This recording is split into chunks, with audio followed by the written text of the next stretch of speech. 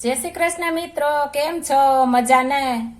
આજે આપણે તાંજરિયાની ભાજી બનાવશું। તાંજરિયાની ભાજી બનાવવા માટે મેં સરસ મજાની ભાજી લઈ લીધી છે અને સુધારી લીધી છે।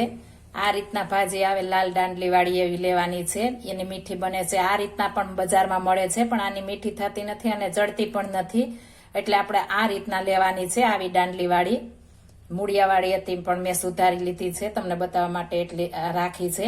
એટલે આ તમે ક્યારે પણ ન લેતા, અને આ શરીરમાં આપણે કામ પણ નથી આપતી, એટલા માટે આપણે આ ભાજી લેવાની છે। આ રીતના મેં સુધારી લીધી છે। મેં એક મોટી પણી ભાજી લીધી હતી ને એક વાટકી મેં લસણ લીધું છે। આમાં લસણ એકદમ સરસ ફ્લેવર આવે છે અને ખાવાની પણ મજા આવે છે। 2 ચમચી મેં લાલ મરચું પાવડર કાશ્મીરી લીધું છે, અડધી ચમચી હળદર લીધી છે, 1 ચમચી ધાણા જીરું અને સ્વાદ પ્રમાણે નિમક લીધું છે। આ ભાજીમાં માટી બહુ જ હોય છે, એટલે આપણે આ રીતના મોટું વાસણ લેશું, તેમાં આપણે પાણી નાખીશું અને ધોવાની છે, નહીંતર કાકરી આપણે મોઢામાં આવે છે। આમાં માટી બહુ જ હોય છે, એટલે આપણે આ રીતના ધોવાની છે, તારવી લેવાની છે। આ રીતના આપણે દેશી ભાષામાં તારવું બોલે છે આને। આ રીતના આપણે બધી તારવી લેશું, એટલે આપણી કાકરી હશે એ બધી નીકળી જશે।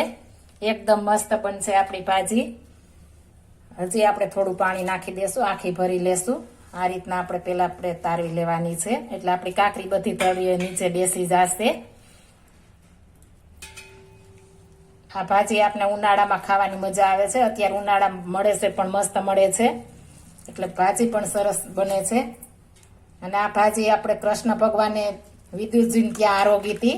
દુર્યોધનના 56 ભોગ મૂકીને પણ વિદુરજીને ત્યાં આરોગી હતી આ ભાજી।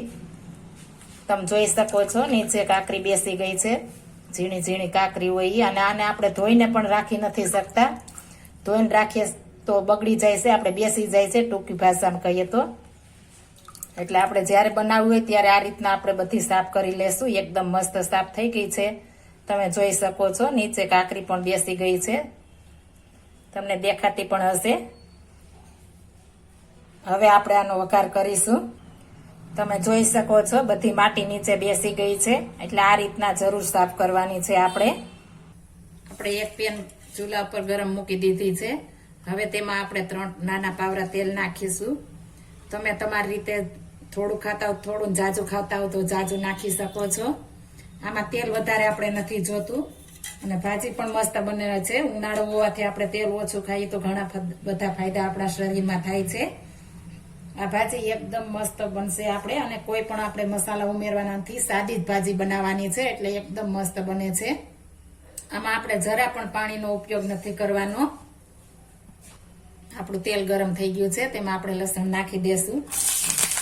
આપણે લસણ એકદમ લાલ થવા દેવાનું છે, એટલે એકદમ મસ્ત ફ્લેવર આવશે, આપણું ભાજી સ્વાદિષ્ટ બને છે। એકદમ લાલ થવા દેશું એટલા માટે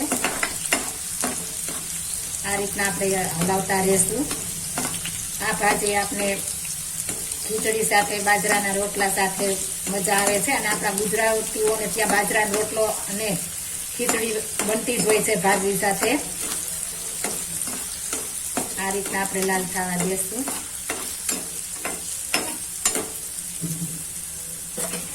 હવે થોડું એવું આપણે ધાણા જીરું આખું ઉમેરીશું।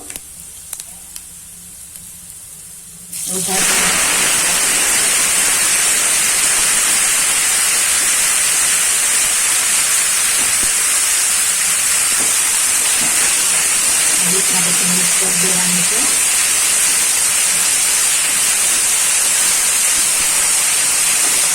તમે ઝીણી પણ સુધારી શકો છો, અને જો દાંડલી નાખવાની છે, દાંડલી નાખવાથી એકદમ ભાજી આપણી મસ્ત બને છે। આપણે કૂણી દાંડલી નાખ્યું એટલે આપણી ભાજી એકદમ મીઠી બનશે। તમે નકરા પાનની પણ બનાવી શકો છો, પણ રસ આપણે દાંડલીમાં હોય છે, એટલે દાંડલી વાળી ભાજી જો આપણે કરીશું તો એકદમ મસ્ત બનશે, અને મીઠી પણ એટલી લાગશે, અને ફાયદા પણ ઘણા બધા થશે। આપણે આ સાંજે જ ભાજી ખાઈએ છીએ, આપણે પેટમાં ઘણા બધા ફાયદા કરે છે।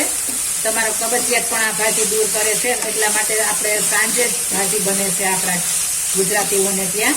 હવે તેમાં આપણે બધા મસાલા ઉમેરી દઈશું। હળદર, ચટણી અને ધાણા જીરું। આપણે નિમક થોડી વાર પછી નાખશું, કે ભાજી જાજી હોય છે અને આપણે નિમક જાજુ નખાઈ જાય તો ખારી થાય છે, એટલે થોડી વાર જોડી પછી નાખશો એટલે આપણે ખ્યાલ આવે કે આપણે નિમકની કેટલી જરૂર પડશે. આપણી ભાજી હાવ ગળી ગઈ, થોડી એવી થઈ ગઈ છે. હવે નિમક નાખી દેશું.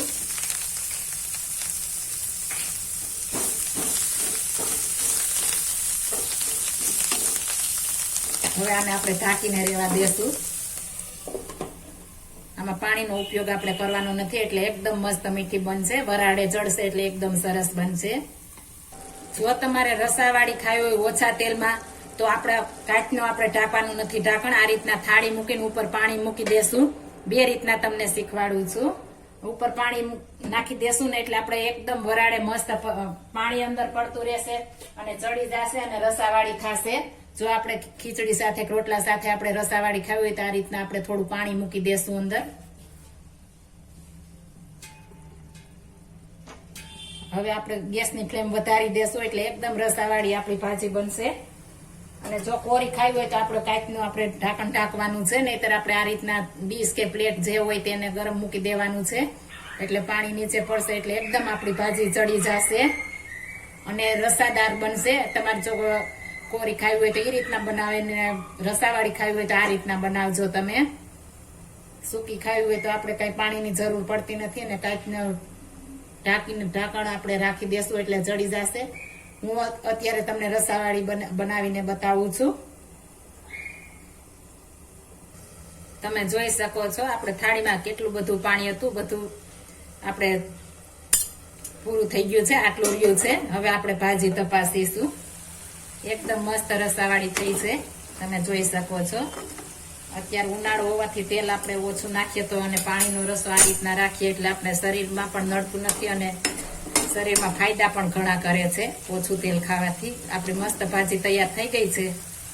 હવે આપણે એક પ્લેટમાં કાઢી લેશું. હવે આપણે એક બાઉલમાં કાઢી લેશું. તમે જોઈ શકો છો એકદમ મસ્ત આપણી ભાજી બની છે. તીખી મેં આ ઉનાળો હોવાથી વધારે નથી બનાવી અને તેલ પણ તેના એટલા માટે મેં ઓછું નાખ્યું છે. પાણીનો રસો રાખ્યો છે એટલે આપણા શરીરમાં પાણી ઘટે નહીં ઉનાળો હોવાથી અને ભાજી પણ આપણે પચવામાં સહેલી રહે. એટલા માટે આમાં જેટલું લસણ નાખશો તેટલી આપણી ભાજી મસ્ત બનશે. આપણી ભાજી તૈયાર થઈ ગઈ છે. જો આ મારી રેસીપી પસંદ આવી હોય તો મારી ચેનલને હજુ સુધી લાઇક શેર અને સબસ્ક્રાઇબ ન કરી હોય તો કરી દેજો. Thank you for watching guys. ફરી મળીશું નવી રેસીપી લઈને. જય શ્રી કૃષ્ણ.